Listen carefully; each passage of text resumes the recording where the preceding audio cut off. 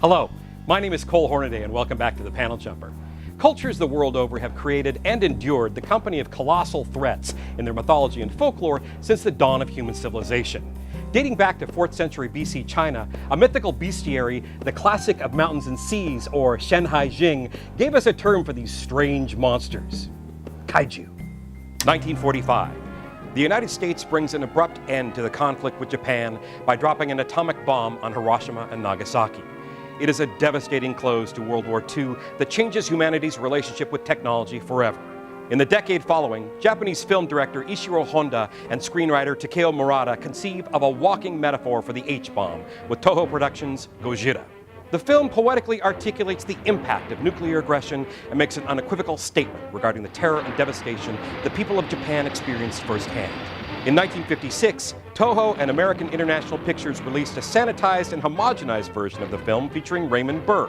The film was retitled Godzilla King of the Monsters and made the giant radioactive lizard a worldwide phenomenon, ushering in the era of the monster genre, or Kaiju-eiga. And we have stood in the shadows of giants ever since. We interrupt this program to bring you an important news break. A 300-foot-tall prehistoric monster has risen from the Puget Sound and is heading inland. Not much is known about this creature's origin, but an immediate evacuation has been given to downtown and lower Queen Anne. I'm just now being told that the monster appears to be heading north toward Fremont and Wallingford. What the monster's purpose is, we still don't know. Now, if you're in any of these neighborhoods, please stay indoors. Military forces are being dispatched.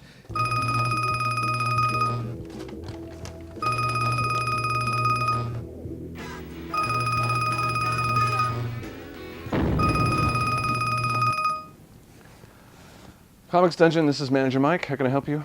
Oh my God, Manager Mike! This is insane. I know, I'm late. I had to close at the shop and I forgot to wrap Nephew Steve's present. Hey, do you know if Nephew Steve already has a Kong? What the heck? Are you talking about? Mom, it stepped on the EMP. It's called Mopop now. You gotta hide somewhere safe. Safe from what? Look, I'll be there in 10 minutes. You mean you don't know? Aren't you watching the news? Huh?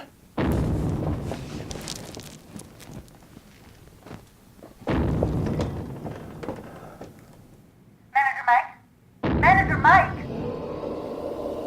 Manager Mike isn't available right now. Please stand by. Thanks to Godzilla's international box office success, Toho rushed a sequel into production, Godzilla Raids Again. The second film offered a different tone, stepping back from fears of nuclear annihilation by introducing us to something more life-affirming: epic monster brawls. This megafauna smackdown reenacts a prehistoric struggle for survival and evokes something absent from Gojira: a childlike sense of wonder. With so many kaiju crowding the skyline, it was only a matter of time before they thundered their way into American comics.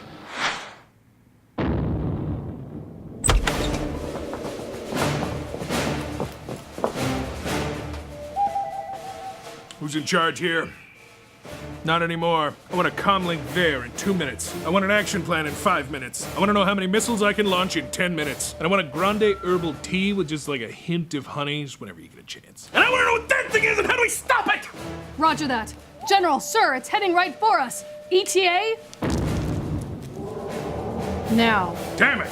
I want options, Major. An all-out offensive measure ought to give it plenty to think about. Damn it, Major. We're in the middle of a dense urban core. We can't just nuke that thing willy-nilly. You.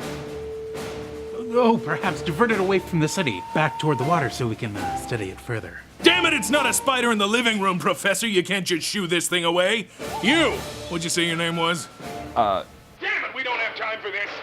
We need to think of something soon or thousands of people will die. Moviegoers watched as the atomic monster metaphor took on a dual perspective. Where Gojira stood for the horrors of atomic power wielded by the enemy, stateside kaiju reflected the fear of our own technology run amok. For comics, the post-war Eisenhower years gave us a period of staunch ultra-conservatism, where superheroes were rapidly replaced by crime and horror, which were rapidly replaced thanks to the Comics Code. Go watch our video on that one. During all this, New York-based Atlas Comics had always been a trend follower, putting out myriad titles of publisher Martin Goodman noticed a certain genre flying off the newsstand at any given time. And thanks to a disastrous distribution deal in 1957, Atlas saw its monthly title output drop from 65 down to a meager 8. So it fell to young writer and editor Stan Lee to save the dwindling brand and find surefire titles to populate his paltry anthology titles like Strange Tales, Journey into Mystery, and Tales to Astonish. The cards were stacked against poor Stan, however, as vampires, ghouls, and the like were strictly verboten thanks to the Comics Code. However, something was radiating from drive-in movie screens across America that caught Lee's attention. And before long, the pages of Atlas Comics were teeming with monsters inspired by films like The Beast from 20,000 Fathoms, Them, and the entire oeuvre of Bird-Eye Gordon. Kaiju would see an international proliferation with film companies everywhere throwing their hats in the ring. Gorgo in the UK, Yongari in South Korea, and Reptilicus in Denmark. I didn't say they were good, I just said they happened. To truly understand the beast, we must get inside the mind of the beast. And how do you propose to do that, Doc? Crawl inside of its ear? No, by talking to it. Talking to it? Talking to it? Yes. I will simply talk to it through the universal language of mathematics.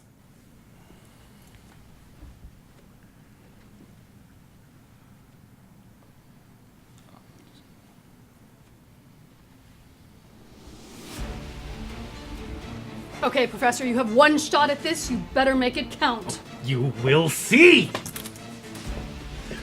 You will see that even the most primitive of beasts understands the universal language.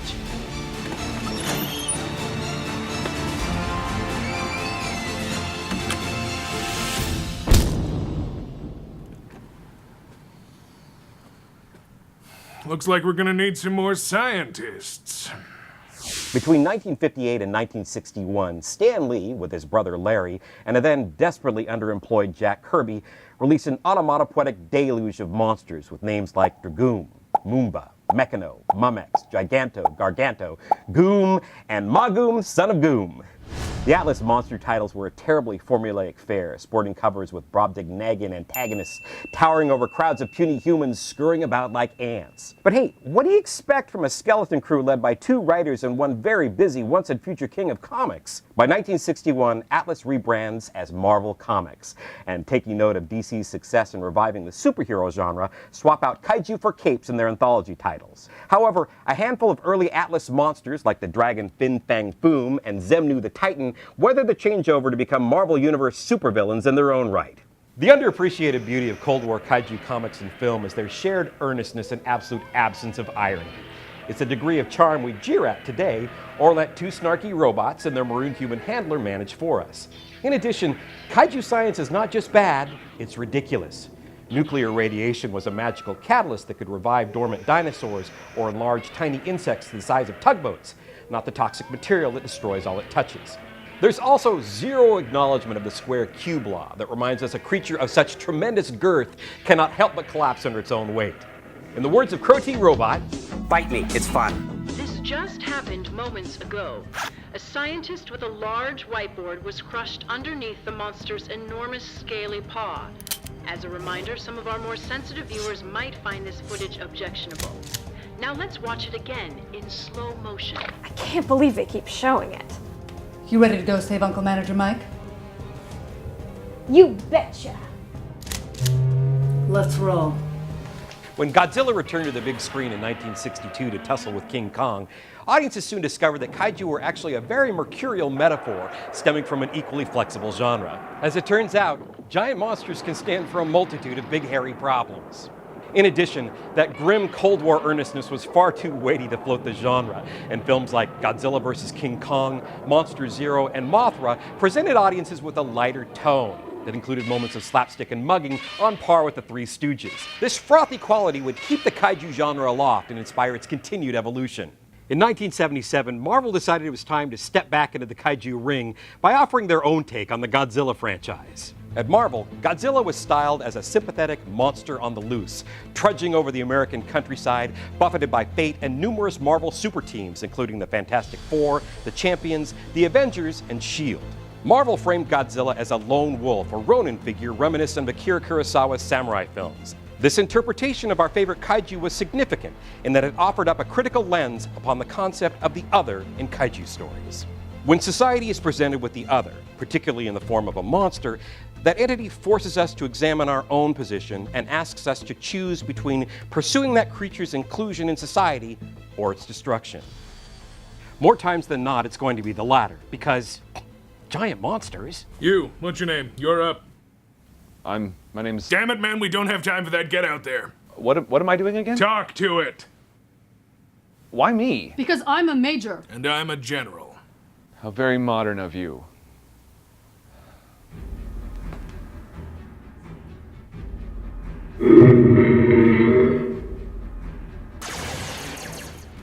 Carol! Nephew Steve, what are you doing here? We're here to save you, dummy, and it looks like we're just in time. What kind of tomfoolery are you up to standing out here? They told me to try to talk to this thing. Oh. Huh. Well, you better get to it then.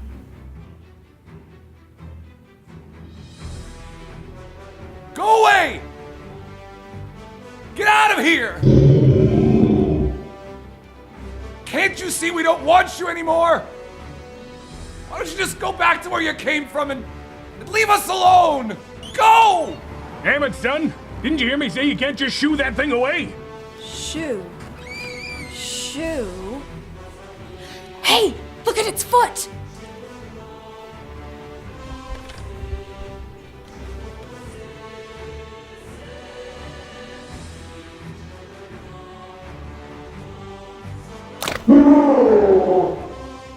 Nice work, Androcles. Look! It's heading back to the water!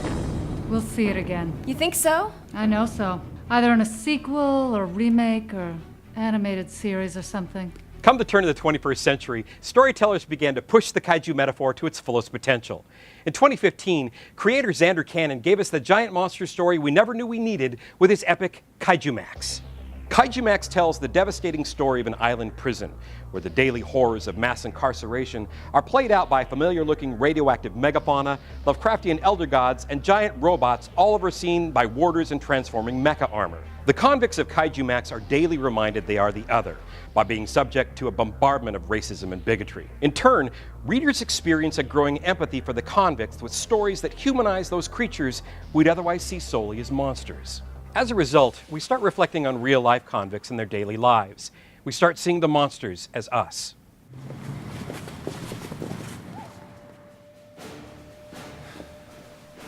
Good job. You've done your country proud. You still don't know my name, do you? I do not.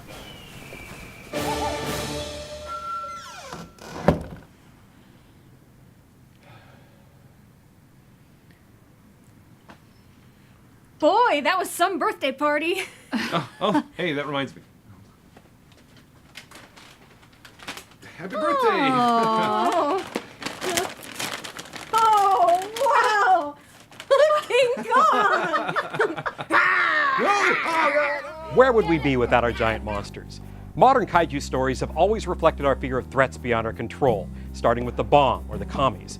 Those fears morphed with the times to represent more contemporary concerns like pollution, climate change, and xenophobia. Kaiju have always offered us a chance to see the other in ourselves and give us greater understanding of what it means to be human. In forming the other, we build a wall, a barrier, to protect ourselves from that which we fear and fail to understand. But walls are never the answer to anything. Perhaps that's why we're blessed by so many giant monsters eager to knock them down. Thank you for watching. We'll see you next time on The Panel Jumper.